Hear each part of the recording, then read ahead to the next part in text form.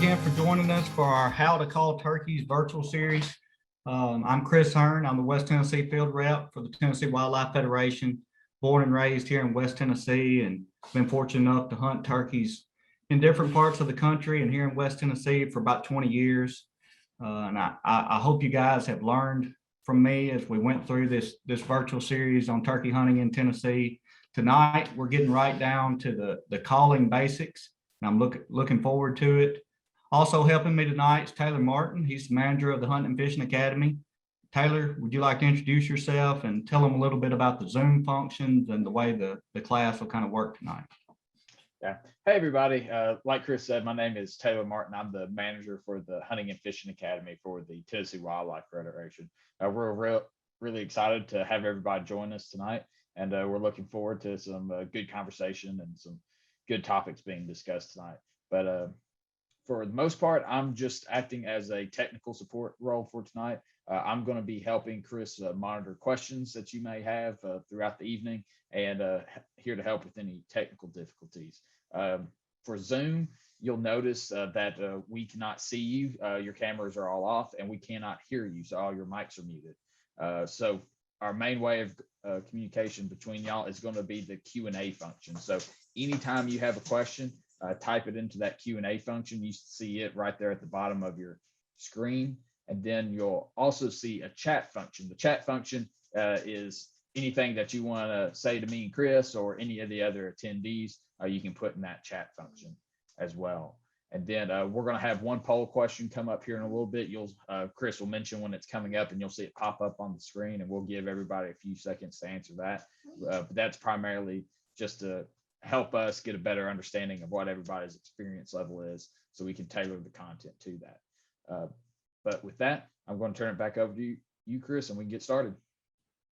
Thanks, David. So I want to tell you a little bit about the Federation before we dive into the meat of the turkey calling tonight. The Tennessee Wildlife Federation was founded in 1946, and it's one of the largest and oldest nonprofits, and we're dedicated to the conservation, the sound management, and the wise use of Tennessee's great outdoors. The Federation brings together and represents the various stakeholders, hunters, anglers, wildlife watchers, and other outdoors enthusiasts. Common sense conservation policy is at the heart of the Federation, and we represent those stakeholders on Capitol Hill. Also, through its habitat conservation program, the Federation is restoring thousands of acres of habitat in Tennessee. And there's lots of ways you guys can get involved, from volunteering to taking action on some of these policy issues. And you can find out more at tnnwf.org/get involved. Outside of policy and conservation, we also have several other programs. The Scholastic Clay Target Program, it's offered from kids ages 9 all the way through college. And the kids have the option to shoot in multiple disciplines of the shotgun shooting sports. There's currently about 1,700 kids across the state shooting in SCTP. And then also, many of you probably heard about the Hunters for the Hungry program. It feeds Tennesseans by providing venison to hunger relief organizations. And since 1998, it's provided about 7.6 million servings of food. And then that brings us to the Hunting and Fishing Academy, and that's where I spend most of my time. If you look at the North American conservation model, you'll see that it's a user-funded model. And what that means is that conservation dollars are generated through license sales and taxes on ammo and other outdoors equipment. And over the last 20 years or so, we've been losing hunters and anglers at a rate of about 30%. And that's why programs like the Hunting and Fishing Academy was created. And we try to focus on the harvest and not just the kind of a guiding aspect of it. And we mimic that generational transfer of knowledge that's been lost through the last 20 years. We also try to focus on public ground, and in that second part of this virtual series, going through and trying to teach the resources that Tennessee has as far as public opportunity, and we got a lot. But I want to give you an overview of what we're going to be covering tonight. And we're going to start off by going through some of the sounds that turkeys make. And I got a soundboard here it's actually on NWTF's website, and we'll be sending that resource over in our follow-up emails to this virtual class. And then also we're going to go through each type of turkey call and kind of the advantages and disadvantages of those. And then towards the end, we're going to go through some calling scenarios. And I'm going to walk you through what I would do in certain situations, basically what I would consider the 3 basic situations you would run into. And then if we have some time, I'll answer some questions on after the harvest. I know some guys on the first 2 have asked questions about how to harvest a bird. And I think we're actually going to have a virtual class just on after the harvest type stuff, dressing your bird, cooking, and displaying your trophy as well. So as Taylor mentioned, here's our pop-up survey question for the night. What is your experience with the turkey call? And this is just going to help me to judge just how much experience you guys have on using one.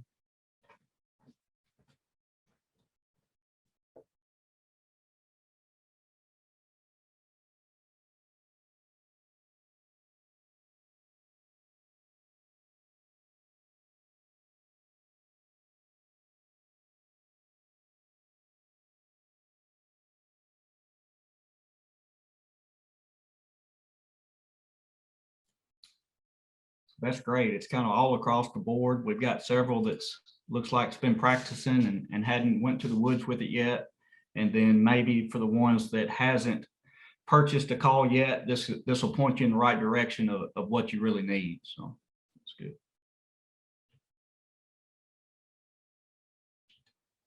So I'm going to start in on the sounds that turkeys make. And this is the language of the turkey, and I'm going to go through what it sounds like and what it means. A lot of these sounds are not going to play into your day-to-day calling when you're in the turkey woods. And I'm going to go over the kind of the realm in which I stay when I'm calling turkeys. And then some of this other stuff is just dialogue that you're going to hear in the turkey woods. You're probably not going to mimic some of these calls. But I'm going to start out with an assembly call. And what this is a scenario. A hen has normally, the flock has been busted and the hen is trying to assemble all the turkeys back together.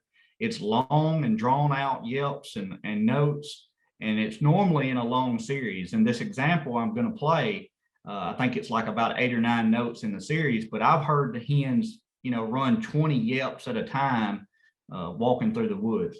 Not only is this a call that a hen is going to use to assemble the flock, I've also heard it used by hens that's been lost. So if a hen has been, especially a young hen, has been lost from the flock and she's trying to reconnect, as she walks through the woods, they're just steadily talking and yelping with these long drawn out yelps. But I'm going to play it for you guys. If you have any problems hearing the audio, just type it in the comment box there, and that way we can try to get it fixed. But I believe it's going to work.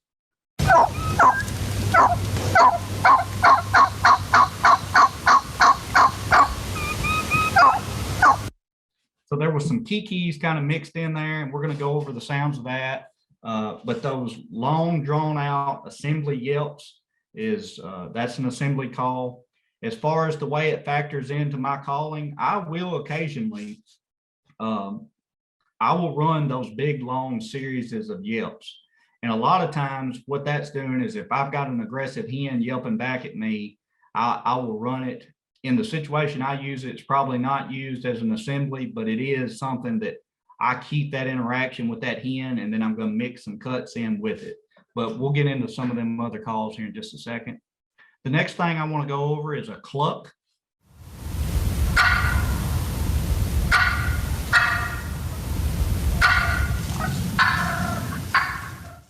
And what this is, it's used to get the attention of other turkeys.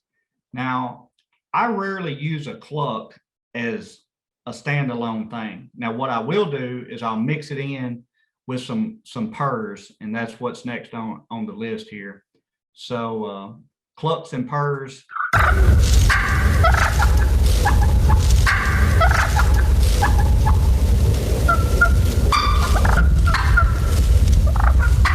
And this is just flock talk amongst turkeys when they're calm and they're feeding. Normally not just a real loud call. That was a pretty loud cluck and purr. A lot of times this is done and you can only hear it inside of 50 yards when them hens are just calm like that. But this is a great way to just stay realistic, non-aggressive calling, and probably the best way to mimic this. And we're going to go over the different kinds of actual turkey calls out there, but on a slate call, it's real easy to do a cluck and purr, and I'll cover that when I get to it. And then the next thing, this is when you're starting to get a little bit more aggressive in your calling, and that's a cut. And it's effective for long range calling, and it's to kind of get that excitement level up a notch. And then I like to mix it with yelps. And it's also a great way when you have a hen out in the field with a gobbler or something. This is a great way to kind of get them fired up. But you can hear how piercing this is.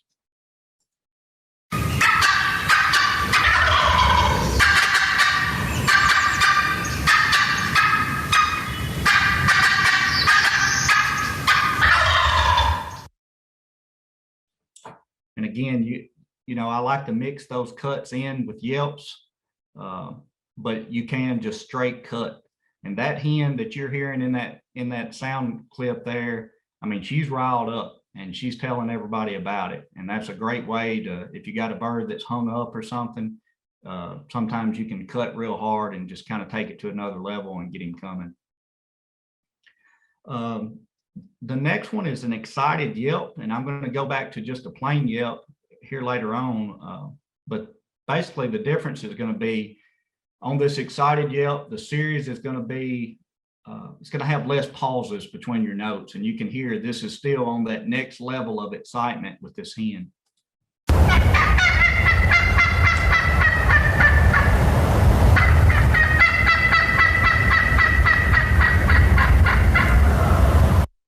And you can imagine when you're mixing in those cuts with that excited yelp, you're really putting out some dialogue that's an excited hen, and she is she's either mad at another hen or she really wants that gobbler to come to her.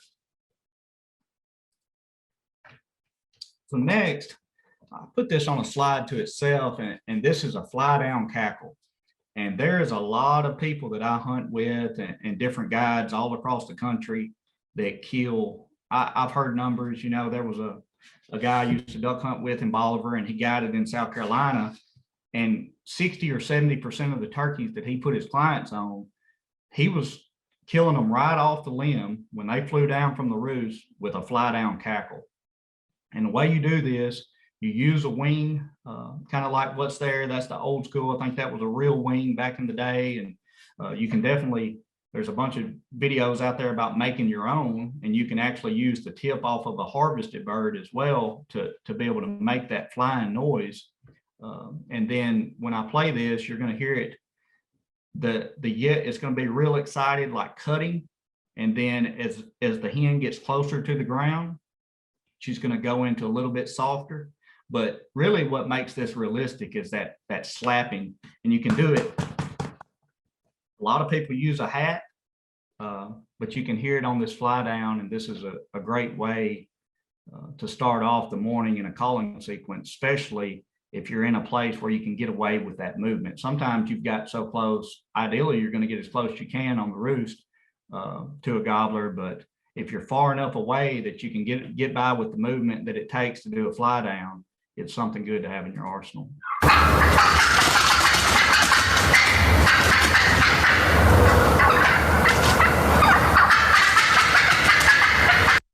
And what you're hearing is it's not only the wings pushing air, but it's the wingtips slapping together and kind of beating against that hen's body that's making a lot of that noise. And that's why you're able to mimic that same kind of sound, even with like the hat or something like that.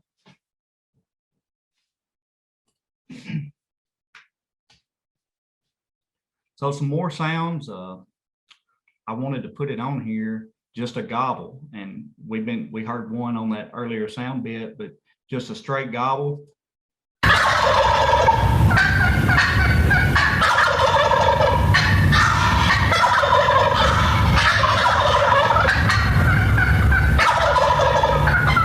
And probably for you guys just getting started turkey hunting, that's going to be your new favorite sound after the spring, hopefully. So That's what everything revolves around, is those gobbling turkeys. And then also as a call, a gobble, it's pretty hard to mimic. I'm going to go over kind of how to do it with a box call, but it's a hard call to mimic. If you get a dominant gobbler out there and you can gobble at him, that's kind of a last resort for me, but you can sometimes get them birds to come. If you have a subordinate bird, so a bird that's lower in the social hierarchy in the flock, that's probably been getting his butt whooped by a bigger gobbler, you can gobble and sometimes actually run him off. So it is a double-edged sword. A kiki, this is a sound that's made by a young hen, and you don't hear it as much in the spring because of just the way that turkeys are born in, early summer, and then by the time they get into the spring, they are they're normally got a little bit more rasp to their yelp. But I've used it a little bit, because sometimes just something a little bit different will get a bird coming.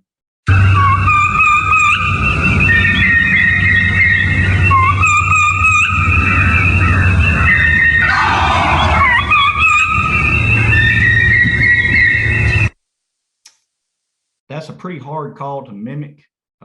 With a mouth call is really about the only way I can do it, and that's getting that tongue way out on the end of latex. And I'll talk a little bit about that here in a little while. This goes back to our plain yelp.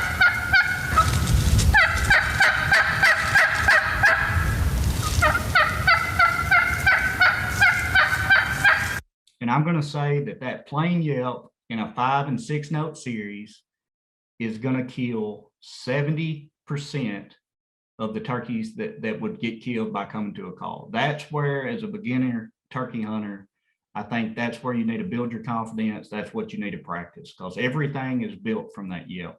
And like I said, I'm going to share where you can find the soundboard, and you can get a call.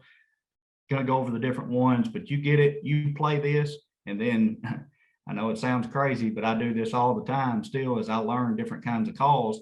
I get out my phone and I hit that record button, and I'll try to play the same note, and I'll play it back, and I'll play that one. And I want it to sound like either a professional, or in this case, a real hen. And that way you kind of know where you're at. You're gonna, if you save those sound clips, you're gonna hear yourself get better as you practice as well. But that plain yelp is really the basics of calling turkeys. A purr.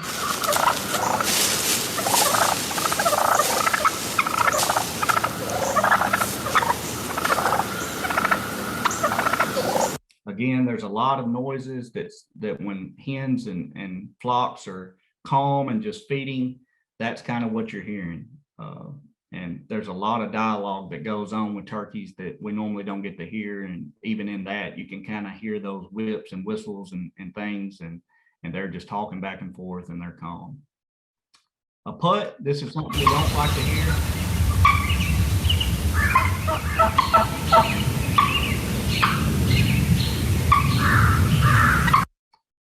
That is normally an alarm sound for a turkey. Now, that particular sound clip, I heard a hen yelping in the background, but that one that was doing the putting was probably alarmed by something, either seen a predator or seen a hunter. So that's not something we're going to do much as a turkey caller. A putt is used sometimes. I talked about it a little bit in the second virtual class, wanting to get that head up tall to increase your surface area of your target. A putt is something right before you pull the trigger, if you want to, and you have a way of doing it. Normally you're going to have to use a mouth call because you want to be hands-free. You can do a putt. It's an alarm sound. That turkey's going to stick his head up, and then you can hopefully harvest him. But in general, in the turkey woods, a putt is a bad sound. The last thing on the list, and then I'm going to open up to questions, is a tree call. These are just real soft yelps. They're normally kind of muffled sounding.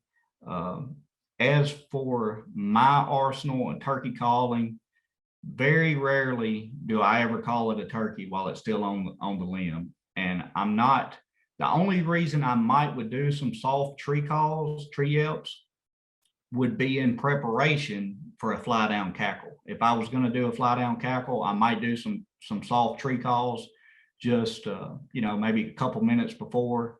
and then do my fly down. But as far as a day-to-day, I normally don't call it a turkey when it's still on the roost.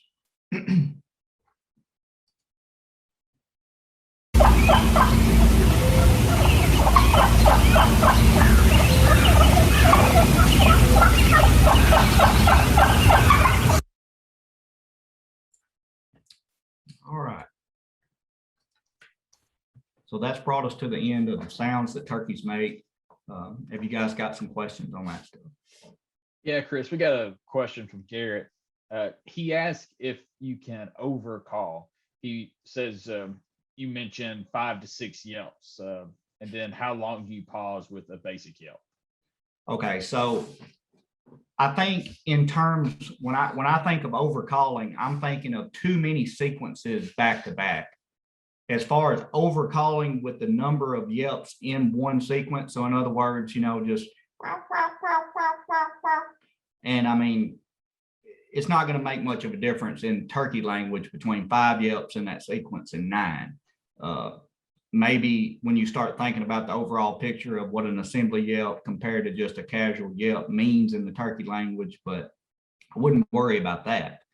I'm going to set the frequency in which I blow those sequences kind of by what the turkeys are doing. And I'm going to go into that a little bit when I start talking into scenarios.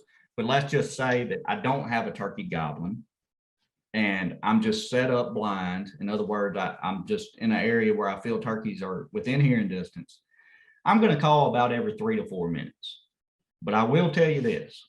When I first started out turkey hunting, I was very timid, and you guys are going to be the same way. You're going to be scared to death. You're going to do something wrong, and you're going to try to get by with the minimum. That's how I was anyway. So I was like, man, if I can get by calling every 3 minutes, or if I've even got a hot gobbler coming and he's coming, I'm not going to give him any more than I have to get the job done. Through the years, I built a little bit more confidence, and I think everybody would, to be able to really pour it on one. And I can't even say that it's making a big difference, except for maybe they come a little bit faster, or they gobble a little bit more. But if a turkey's coming, he already knows if he's gobbling at you and he's 200 yards away, there's a good chance if he could draw a circle on a map within 10 yards of where you're at. It's amazing how they can pinpoint sounds. But to answer your question, the number of yelps in a calling sequence, not that important. And then starting off, just call just what you feel you can get by with on a hot gobbler if you're just set up every 3 or 4 minutes, something like that. And then Katrina asked, what do you do if the turkeys are quiet and not making any sounds? Yeah, and that kind of goes back to what we're talking about. You know, I'm going to do some yelps, and then maybe in between series of yelps, I'll do some clucking and purring, maybe on a slate call, just real soft. And I'm always going to assume there's turkeys listening. I think that's very important. And, you know, turkeys come in quiet. They don't gobble every day. Pressure turkeys certainly don't. So you have to be ready, especially if you're just sitting up against a tree. I've learned my lesson so many times when I'm cold calling turkeys, having my gun down on the ground or something. If you're calling, you better have your gun where you can get it up pretty quick without making a lot of movement, because they will slip up on you, because you don't know they're coming and they know exactly where you're at. So the odds are in their favor. But as far as those mornings like that, yeah, you just want to call and do some yelps. That's when you're set up. And then I'm also going to touch on a scenario later on in these slides of ways when it is quiet and they're not gobbling, a way to possibly get them triggered to start gobbling, and then you know where they're at. Then we have another question here that says, once you have a gobbler respond to your call, how often do you want to call? And do you want to get more aggressive if he starts not responding to a call, or just be patient to see if he gets closer? I would almost be right the opposite of how that question was stated. If the bird is excited, I'm going to pour it on him. If he quits gobbling, I'm probably going to call less. Now, there is one thing about it. When a turkey is running or coming hard, he's not taking the time to gobble So sometimes when a turkey's quiet and you think, well, that's bad, he's leaving me or he's losing interest, he could be coming hard and just isn't gobbling. And this is just my tactics. If a turkey is gobbling and he's aggressive, and every time I call, he gobbles, as soon as he gets done gobbling, I'm pouring it right back on him.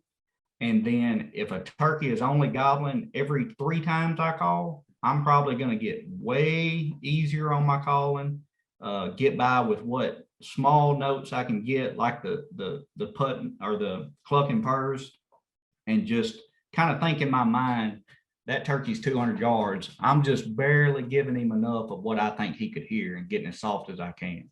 So I play on the aggression of the turkey and kind of, if they're aggressive, I call aggressive.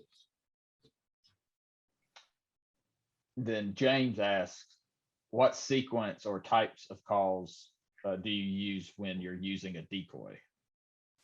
It's not going to change much. You know, the decoy kind of is a way of taking over.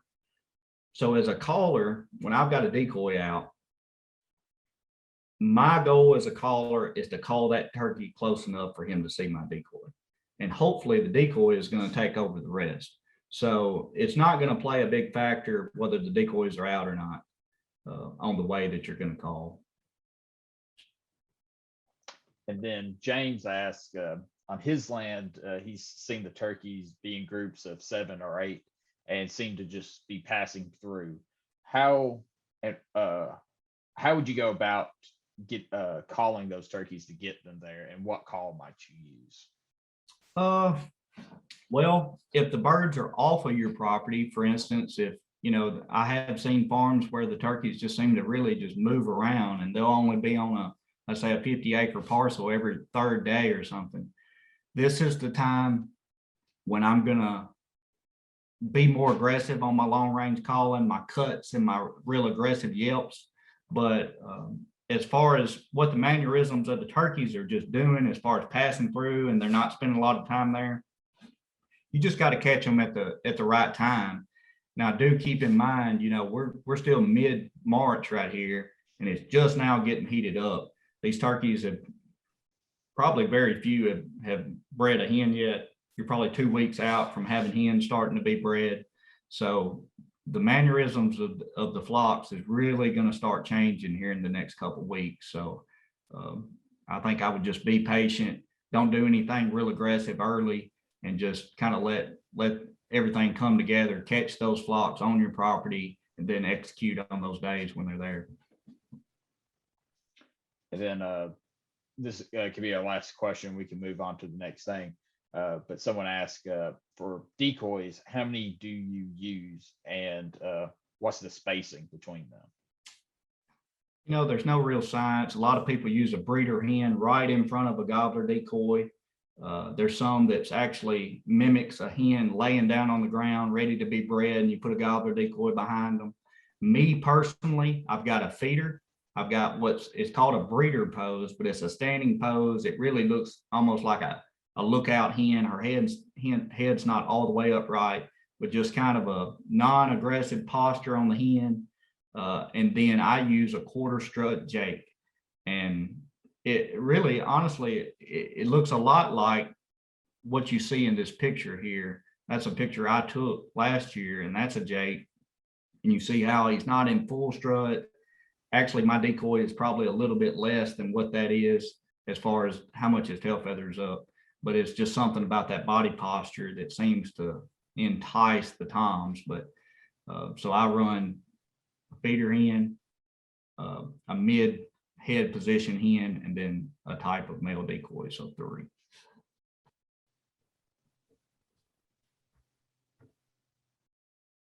Okay. And we're going to dive into the types of turkey calls. And this here pictured is a box call. There's a few things I want to point out. So you'll notice that this call makes sound through friction. And that you see on the paddle is actually chalk. Very similar to chalk you'd write on a whiteboard, probably the same exact chalk. Now they make box call chalk, but I couldn't tell you that there's any difference. And what you're going to do is you're going to put that chalk on the paddle, and then also put some on the sides of the decoy of the call where the paddle is going to be scraping across. And then you're going to just push that call across there. And towards the end of this, when I come off of a shared screen, I have all these different calls sitting here beside me, and I don't mind showing you hand position and kind of real quickly how to run them. Another thing about the box call, you can see that it's actually a chalk holder, and it's positioned inside the call, and it keeps that paddle from bouncing against those sides and making unwanted noise as I walk through the woods.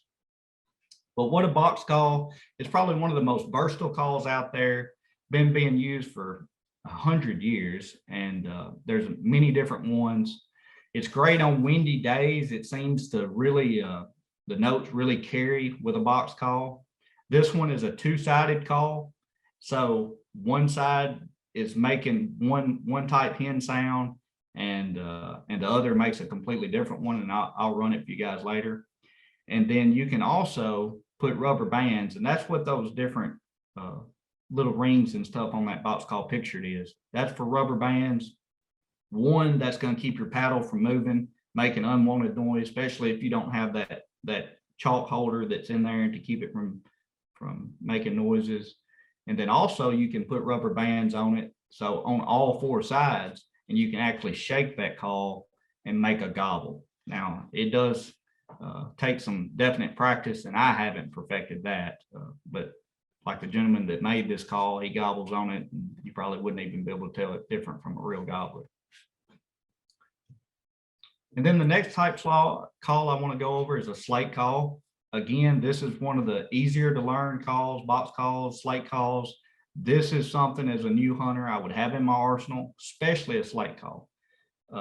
So there's several different types of material that what's an actual slate call is called is actual slate. So you can see that pictured on the left, and that's this is a Roberts Brothers call that's got slate on one side and crystal on the other. And then on the right side, you can see the big surface there, and that's crystal. Well, again, sound is made by friction. Those two pencil-like objects is what's called a striker.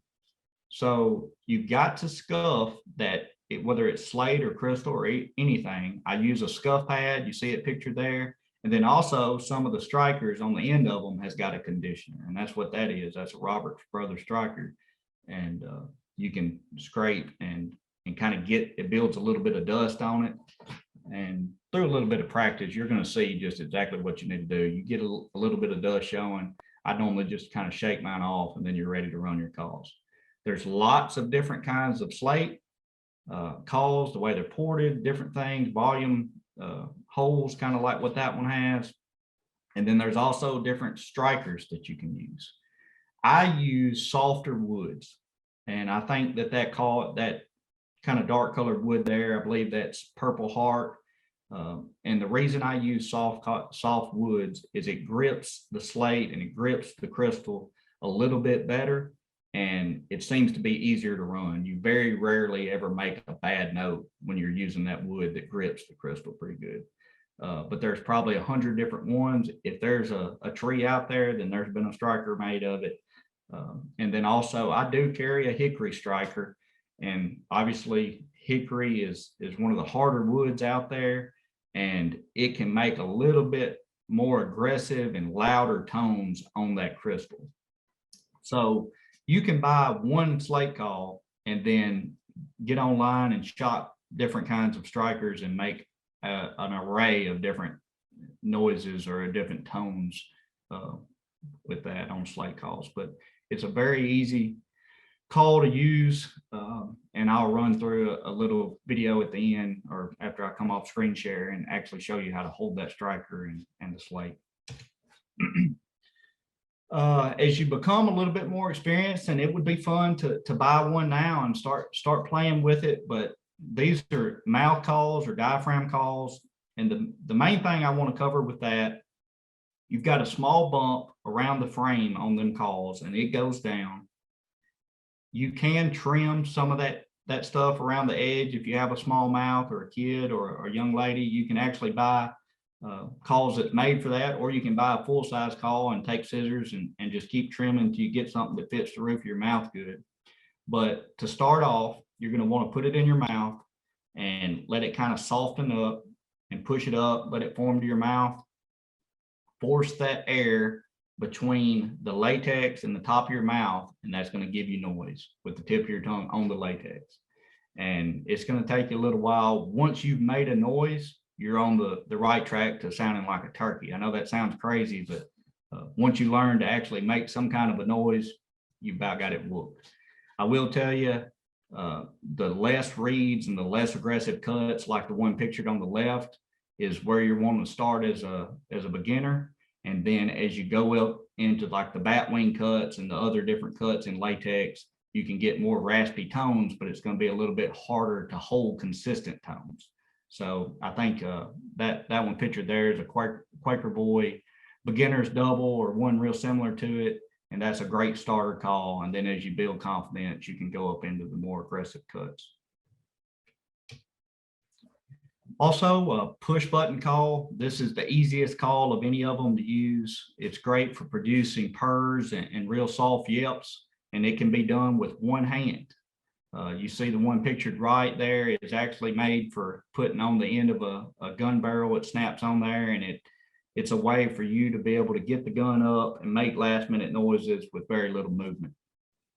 And this is probably something that as you want to get started, this would be a great one to add to your arsenal. You can pick them up for about 20 bucks. You don't have to spend a fortune on them. As you get more experience, you can use two. The director of programs with the Federation, I've watched him do it a bunch. He's got two he keeps in his box, and he uses them to imitate two hens fighting, doing fighting purrs, so real aggressive purrs. And he's got two different ones that sound different. Got two hands, and he mimics those two hens just kind of going at it, and sometimes that'll work. Real briefly, I'll touch on these calls. You're probably not going to go out and buy one right off, but a wing bone call. This is probably the oldest form of turkey calling, and it's made from jointed sections of wing bones, and you actually suck on the end of it, and the friction comes from kind of the inside of your lips, and then it trumpets out through the other end of the wing bone. And then also a snuff can call. And a lot of times I hear a snuff can call as a real coarse type yelp. And I hadn't covered it through this, but male birds will occasionally do some yelping. And a lot of time a snuff can call to me is mimicking a jake yelping. So if they're wanting to communicate and they don't want to gobble, or they're a jake and they hadn't really learned to gobble yet, they'll do some yelping, and that's what a snuff can call in my mind kind of imitates. Locator calls, I touched on this on the second virtual class, and I just wanted to bring it up. This is a way of getting a turkey to shock gobble to different natural sounds in the woods. Crows, hoot owls, coyote howlers. When I was a kid, I carried a goose call in my vest just because I could blow it good, and I've heard turkeys gobble at them. So anything like that can sometimes make a turkey gobble just in a reaction style gobble to different noises. So I'll open it up to questions. Yeah, we got a couple questions, Chris. Matthew asked, what time do you start calling to make it more realistic? I'm going to go into that in my very first calling scenario. So I tell you what, I'm just going to put that off to the very next slide. And it talks about basically running through an early morning calling sequence. And I'll do my best to explain kind of the timing of all the different things I would do. And then somebody asked, in your opinion, what's the best slate crystal calls that you can get that won't break the bank? And there's so many out there that's effective. I'm running those calls that were pictured in the slideshow is actually my calls. And I run what's called a Roberts Brothers. And the reason I like it is it does have that slate on one side, which is a little bit easier to do clucking and purring. And then it's got crystal on the other side, and paired with the right striker, I feel like I can make a bigger array of tones. There's some out there for $15 that come with a striker that are probably just as effective. I think if I was starting out and was going to buy one, and didn't want to spend a lot of money, I would start with just a straight slate call and kind of a mid hard striker. And most of them are paired with them. I know Quaker Boy has got one out there for about $15 now. Woodhaven makes several different ones that's good too. And then April asks, is calling in the evening when they go to roost the same as the morning, calling them off the roost? I've dabbled in doing what I would call a fly up cackle. So hens do sometimes fly up and cackle similar to that fly down cackle. The only problem there is they're then in a tree and you're not getting to hunt them till the next morning. But I think there maybe could be some value if you know that this is where you're going to set up the next morning, maybe doing something like that. But as far as like fly up right at roost time, I wouldn't do any calling. I would spend that time concentrating on planning or possibly figuring out where I'm going to hide and maybe cutting brush for the next morning instead of doing something like that. But yeah, there is, and before they fly up, there is some hens, if the flock's been busted that day, especially right before they fly up, they'll do some assembly calling and try to get the flock back together so they can roost together. But as far as a strategy right at fly up time, I don't have any calling advice there. And then James asks, with this being his first year of turkey hunting, which call should he use? I think I would go out there and I would get a push button call, which you know that you're going to be able to run it and be able to call a turkey. They're very simple. And then I think I would also buy a slate call. If you made me as a beginner pick 2 calls to try to kill my first turkey with, that's the 2 I would pick. One being the push button. And if you get good enough on that slate call with all the different sounds you can make on them before turkey season, run the slate call. If you're not feeling like you're making perfect sounds right off the bat, maybe sometimes, I know when I was starting out, I would make a lot of bad noises before I finally made the one that sounded like a turkey. That's probably one of the biggest things when you're learning how to call is you got to be able to make that perfect sounding note the first time. So it just depends on your confidence level, but those 2 calls would be where I would start. And then someone else asks, do you have a tactic to pull gobblers more effective midday? That's another one of these calling scenarios. I basically got 3 calling scenarios, and I think I can answer that in the slide after next.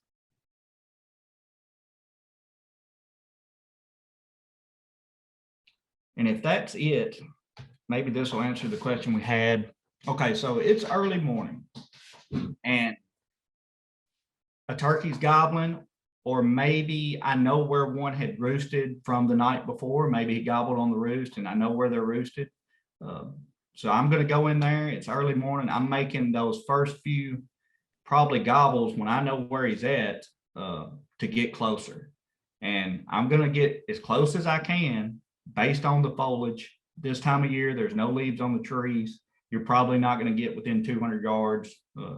And you definitely don't want to take the chance of alarming the turkey as you make your approach. If you bump him off the limb, then the hunt's over. So I'd rather play conservative and live to fight another day, and obviously later on that morning, because nothing makes you feel worse than getting too close and you had this opportunity and through some bad decisions tried to get too close, and now the opportunity is passed.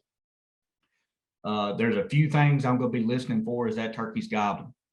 I'm listening for other hens because that's going to play a factor on how I'm going to call. And then, normally I'm not going to call at that turkey on the limb. You've got that option of doing a fly down or some tree yelps if you want to, but normally day in, day out, I'm going to get close enough and I'm going to be listening every time he gobbles. And you're going to be able to tell the difference between that turkey sitting in a tree and gobbling and then getting on the ground and gobbling. A lot of times it almost sounds like they're in a drum compared to being up in that air like that. And then also a lot of times, especially if it's a gobbler by itself, you're going to hear those wings like what we talked about in the fly down. You're going to hear it's a 20 plus pound bird sometimes, and he makes a lot of noise getting out of trees, hitting limbs, and his wings beating against his body. So I've got as close as I can get. I'm going to put a decoy out as if I can get one out. I'm not going to compromise my setup by doing a lot of movement like that. And then I'm going to start out, and I don't mind putting a call in. My first few calls is going to be real soft yelps just to kind of check his temperature.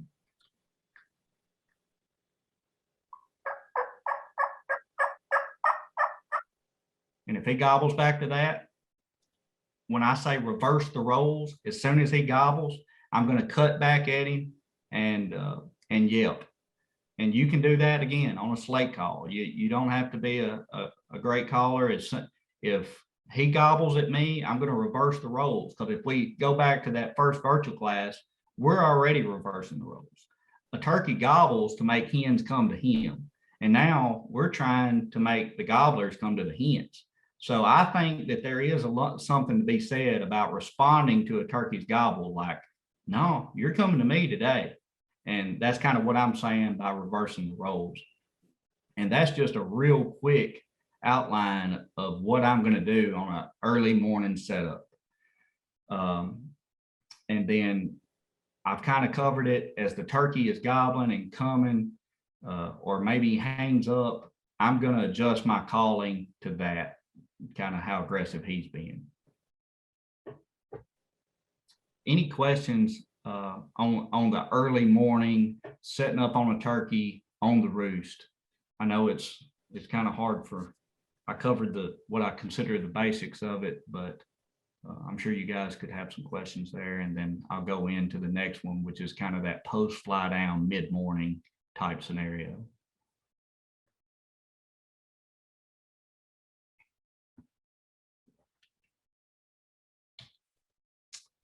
So this is in my mind, when I'm talking about post fly down, this is that 7 to 9 o'clock, 10 o'clock in the morning. The turkeys have kind of quit gobbling, or maybe you're just getting to the woods, whatever the situation.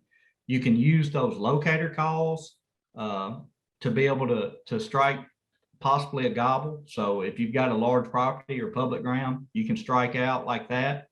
And the reason, an advantage to using a locator call to get that first gobble, that reaction gobble, is you've not made any sounds to that gobbler that's trying to make him come to you. He just gobbled as a reaction.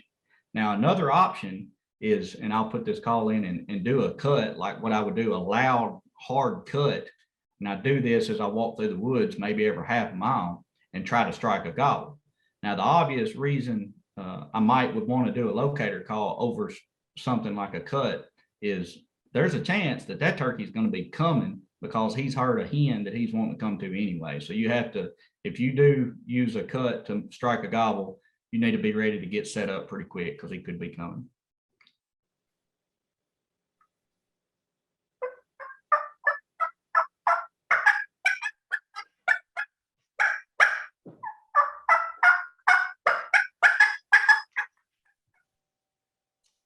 And a lot of times, if it's a calm morning and there's not much gobbling, just out of the blue, those hard cuts like that will get one to gobble. Or maybe there's a bird that was there on the roost that you kind of played the first scenario, and then he got with the hen or he moved off and got quiet. That's a way to kind of restrike him and start it again. Again, especially if I just used a locator call to get that original gobble, I'm going to move in close and then start kind of a calling sequence similar to what we done earlier. And again, I put it on there, reverse the roles. So if he's hot and he's gobbling, I'm pouring it right back to him right after his gobble. A lot of times it'll go gobble, yep, yep, yep. And then I might wait 4 or 5 minutes, gobble, yep, yep, yep, and keep playing that game. And a lot of times they'll eventually break and come. And I'll take some questions on this one. And then the third one is going to be talking about gobblers with hens. But has anybody got questions kind of on that striking a turkey mid-morning type scenario? Yeah, we got 2 questions, Chris, as of right now. Nicholas asked, if you have a gobbler that's coming in while you're using a slate call, would it scare him off if they switch to a mouth call with a different sound? Their thinking is as that gobbler's getting closer, they'd want to be hands free at that point. Right. Yes, that's a very good strategy. And no, I don't think that there's going to be a connection in a gobbler's mind that says, "Oh, that's a different hen. I'm going to change. I'm not going to come anymore," or something like that. I think that's a great strategy, and that's what most people do. By the time that you have to convert from that slate to that mouth call, I'm going to say a whole lot of the time, 60-70% of the time, there's not going to be another call needed. If he's coming and he's getting to that, obviously if you're hunting the edge of a field, you might have to, but let's just say you're in the woods and that turkey's coming, he already knows where you're at. That goes back to them being able to pinpoint that sound. That call in my mouth is going to be one, to get his head up, and then maybe if you had to make some calls or something, he hung up at 40 or 50, 60 yards or something like that, you could make some calls. But no, you're not going to have a problem converting over. And then James asked, when do they usually come off the roost? There's no set time. I think that sunrise would be a pretty good judge. And I encourage you, as you're learning, you can check your clock. Like there's a lot of times I'll go to a farm and I'm probably going to start listening sometime, next week or something. And when I hear that first gobble, I'm going to make a mental note. Hey, that was, time changed. I don't even know what it'd be now. It'd be around 5:30 or so, and I'm going to make that mental note. And then normally they're going to set up there 20 minutes and gobble, sometimes not that long. Some turkeys fly down earlier than others. I will tell you this, if they're secure up there and they know it. And if I've seen situations where you got a decoy within sight of a roost and they feel like there's something wrong there, I've seen them sit there for an hour, plumb up way past daylight, just because they're not sure what's going on and they know they're safe in that tree. And then same thing with some calling, or maybe it goes back to what I was talking about locator calls, possibly on a pressured turkey, associating that locator call with a hunter. It could make them sit in a tree longer.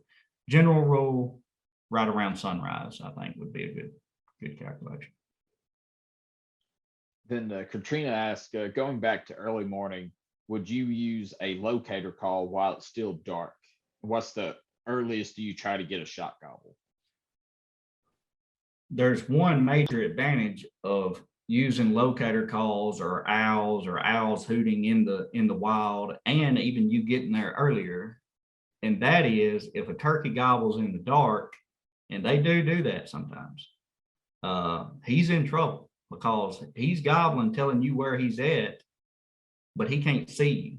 So this is a time where if he's gobbling in the dark, I'm getting as close as I can get, and it's going to allow you to get a little bit closer than you usually would. The only disadvantage is once you get in that close, especially if you're using something like a slate call or a box call, you're not going to be able to move to run it, because now you're probably within seeing distance of the turkey. But that's a good trade-off. So if a turkey's gobbling in the dark, I'm going as close as I can get, and I'm just going to hope he pitches my way. And then when he does, he could even possibly be in range. But as far as using locator calls and trying to strike him, yeah, it's worth a shot. I wouldn't get carried away to the point that it would be out of the ordinary. But if you've if you're confident with like an owl hoot or something, you could blow it a little bit before daylight and try to get that early gobble. Then James asked, do they leave far from roosting, and do they roost the same place every day? I kind of covered it on the first virtual class, and different birds have different mannerisms. There's some disadvantages from a biology standpoint of a flock roosting in the same spot. Obviously, it becomes patternable by predators. They're leaving sin every day there. And then also, obviously, the hunter aspect of it. Turkeys that roost in the same spot every day tend not to live very long during turkey season, because there's too many ways to kill them in the morning and the evening, going and coming. And then, we're lucky here in Tennessee the turkeys have a lot of habitat, and we have a lot of roost trees, and they don't have to travel very far between display areas, food, water, and roost. In the western states where there's not very many trees, a turkey liable to roam for 2 miles and come back to a roost. But here in Tennessee, generally, a turkey's not gonna just really strike out and go on a big mile-long walk every day. And then Garrett asked, in some areas where he lives, they won't let you hunt past noon. Is there a reason for that, or is that just a good quitting time for turkey? Do you think he should try some place that will allow him to hunt past noon? No, I think I really couldn't tell you the management aspect of that, especially putting it at noon. Probably the reason why they would put that is they don't want people shooting turkeys going to a roost. A turkey is very vulnerable, especially in the western states where there's not very many trees to roost. If you know where they're roosting, you could set up there in the evening and basically shoot one, pretty easily like that. So that could be a reason for that rule. I don't feel in my way of hunting that I would be at the slightest disadvantage by stopping at noon. There is some opportunity that you're missing in the evening, especially by maybe visually seeing one in a field and making a plan on one, but you're going to do fine by just hunting those mornings.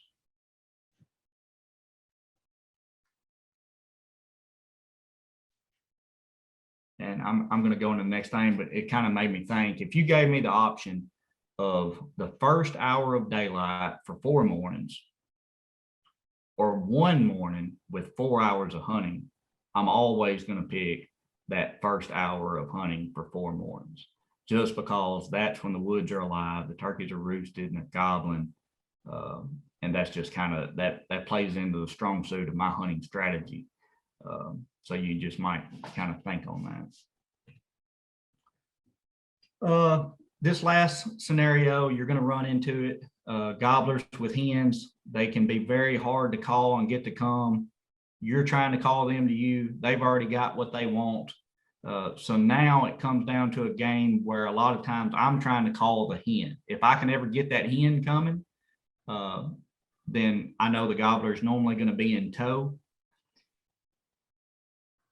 Very aggressive calling. I talked a little bit about it. Those long series of yelps with cutting mixed in. And then if she gets back to cutting, you're on the right track. When y'all start that dialogue back and forth, then you might have that hen fired up enough to start coming to you.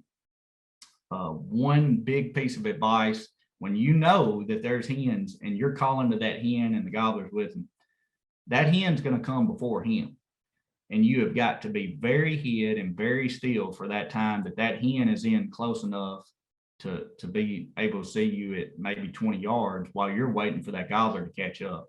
So you've got to be very hid whenever you're preparing for those type of calling scenarios. And then there's 2 more things I'd quickly cover on that. Get out in front of the flock and just be patient. If you can't get the gobblers or the hens to come to calling, try to figure out where they're going and just set up and just be patient, really. Calling ain't gonna play much a factor then. And then also male decoys when they're henned up.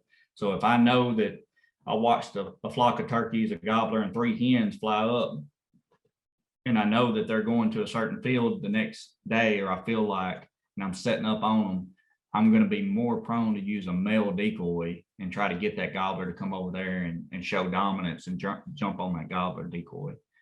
So that's another strategy you can put in your arsenal. Then I'll take questions on a little bit of the calling scenarios.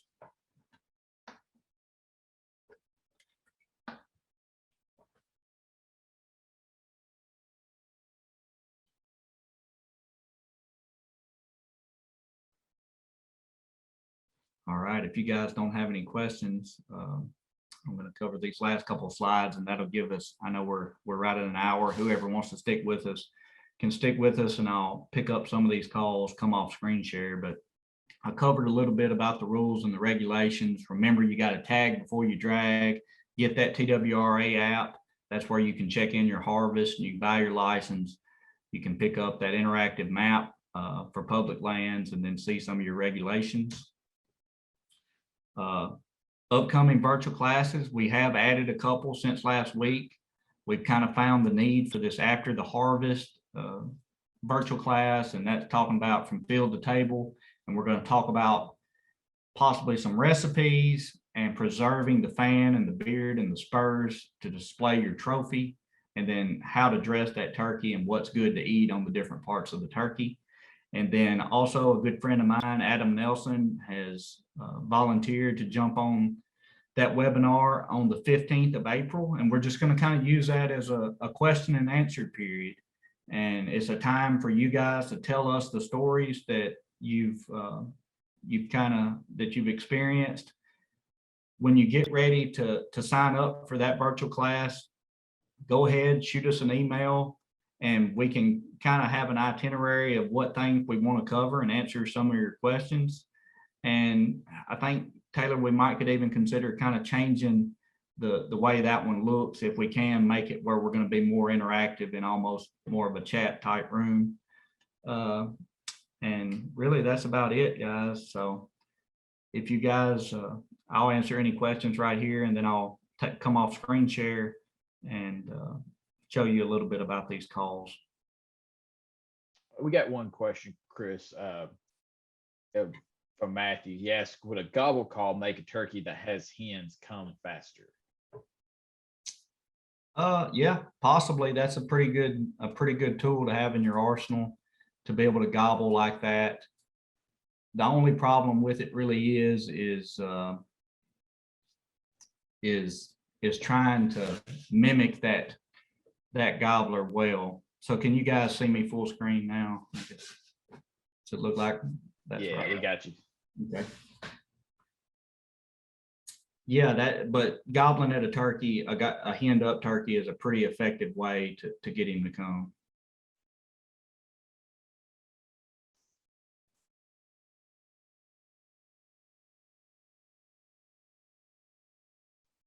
All right, if you guys don't have any more questions, for you guys that are ready to jump off, go ahead, and then I'll just cover some quick things here. I think we'll start with the slate call, just because that's where I think it's going to be one of the most productive things for a first call. This is the crystal side that I'd mentioned, and I'll just show you a little bit about how I scuffed it. Regular old scuff pad. Now I'm just back and forth. I will mention I'm going horizontal on it, and I'm going to run my striker vertical. So I'm going against the grain of that scuffing, and I'm going to go ahead and do the same thing for the slate side. You can just see a little bit of chalk building up on that. This is that soft wood. This is a Purple Heart striker, and I'm going to start on the crystal side and just let you kind of hear it. So I'm holding it, palming it, and then kind of like you're going to write a pencil with a pencil. I write with a pencil like this. I run a striker like this, but either way is gonna be effective.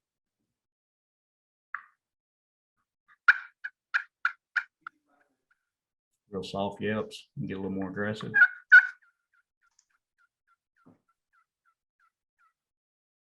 Purrs, clucks, and then on this slate side, I'll let you hear the difference of a yelp.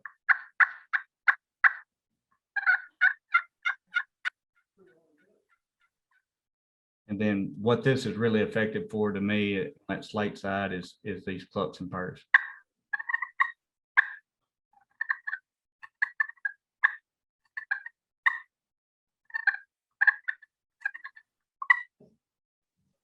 A little bit about Hey, Chris, we did get two questions come in. Claire asked, do turkeys shot gobble other times of the day other than early in the morning?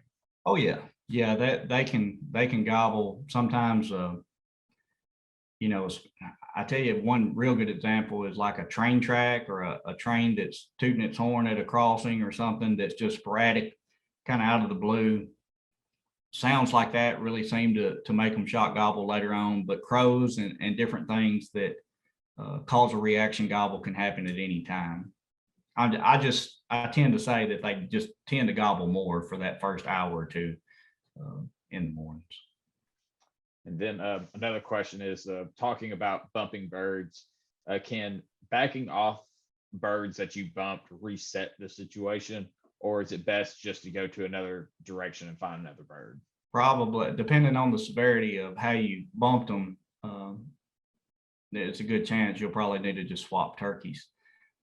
Sometimes I've seen turkeys come in and they're clucking, and you think that they know exactly what's going on, and they just walk off and they'll go back to gobbling pretty soon. The way I would judge that, if I'm sitting there and there's a turkey that's gobbling his head off, and then I do something that I think I bumped him, he's seen me, something happened, and he shuts up, probably I would just leave him. But if he went back to gobbling, I would reset up on him.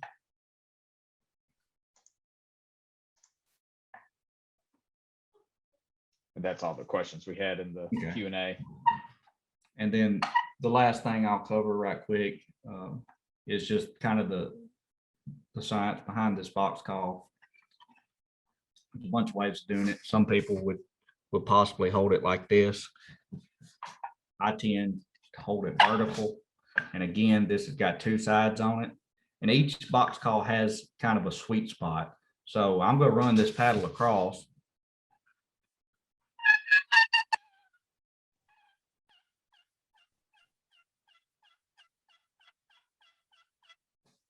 And you can kind of find that area, that radius in which it sounds best.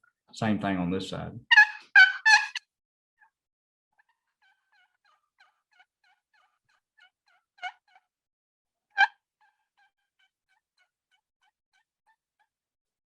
That would just perfect, need some chalk, but you can kind of see what I'm saying. And with it having two paddles, it is making two different tones. Another piece that you can do is grip that thing.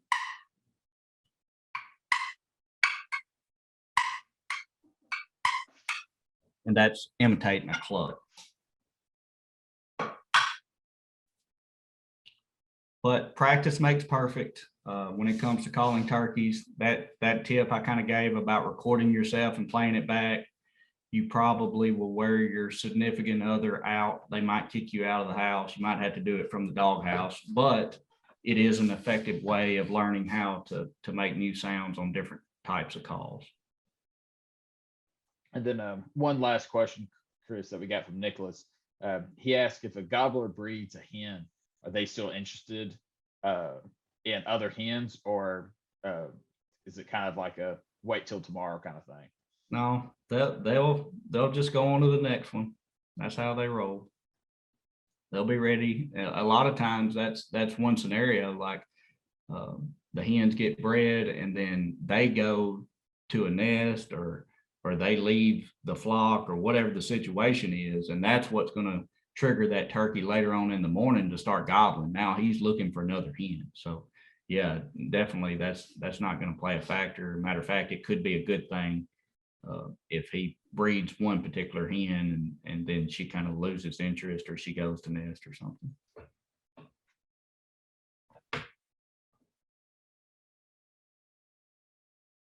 All right, guys. If anybody's got any more questions, feel free to email us.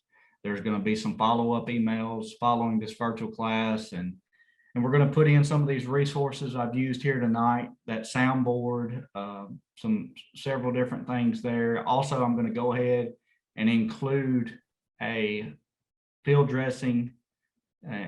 It's going to be probably about 6 minutes long, and it's going to go over the basics of how to dress a turkey. That way, if you do get one during the juvenile season or the first weekend before we get to do that webinar, maybe it can answer some of your questions. But I hope you guys enjoyed it. Hope you learned some stuff, and always feel free to reach out to me, Taylor, or Jeb, anybody with HFA, and we'll answer whatever questions we can.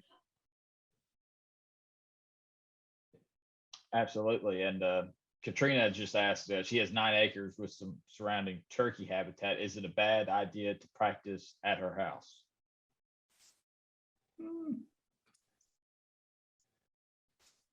I don't, you know, that's an interesting question.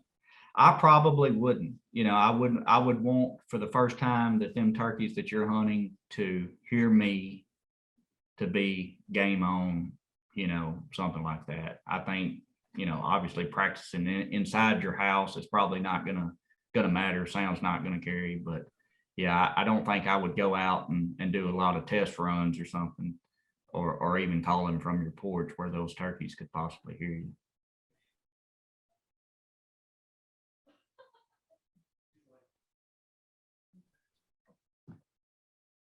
All right, guys.